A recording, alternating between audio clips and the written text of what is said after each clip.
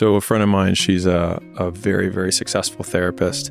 And she always asks her patients when they come to her and say some terrible thing happened. She said, what would it take for this to be amazing?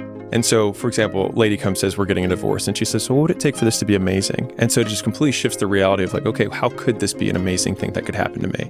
And this is relevant for me, shifting gears, because we just had a big tryout inside of our company for a presentation slot that we have an event. So we had a bunch of the leaders in the company. There was like the fucking Hunger Games. Yeah, we put a cash prize out. Fight to the death, pitchforks. We did. No, we put a big cash prize out there. Oh yeah, I totally did that. I told them, I was like, I'll have no expression. Just in a toga. Yeah, exactly.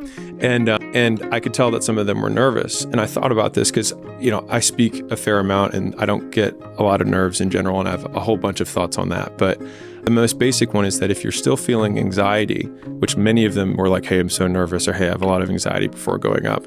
I thought about it, and champions just interpret anxiety as excitement. And if you're excited to go up, then you're like, I'm amped versus I'm stressed. But it feels the same. The way you frame it totally changes how you feel when you're stepping on stage. But my 2 cents of, if you are feeling lots of anxiety, it means you need to practice more. That's just my 2 cents. And that comes for everything, whether it's to have a meeting or give a presentation or write an email or do a book. Like if you feel nervous before you release it, then you probably didn't work on it enough. And I think the reality is that most people, to get not anxious about whatever they're doing, you have to do it so many times that by the last time you're doing it, you're bored of it. Like you don't even want to see the thing again. When you're sick of it is the point where you'll have no adrenal response to the stimulus because you've seen it so many times. You could do it in your sleep because you hate it at this point. And then when you get up, you're like, oh my God, let's just do this because I can breathe this thing over with. Yeah. This has been something I've been thinking about a lot, which is basically the shittiness of stuff, which is when you're growing in a business, it's very painful. When you're stagnating in a business and you're plateaued and you don't know what to do, it's very painful.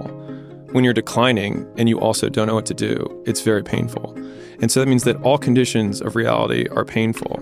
And so if pain is a prerequisite for reality, then it means it's just a signal that we are alive. And so in thinking about that, rather than pain as a problem, it is a signal that I'm breathing, and then becomes irrelevant. How do you ensure that you're not suffering unnecessarily? Pain can be a useful signal. It can tell you to move away from certain things that are suboptimal. Yeah. I probably have relatively contrarian views on this, but just even the judgment on pain, I relatively reject.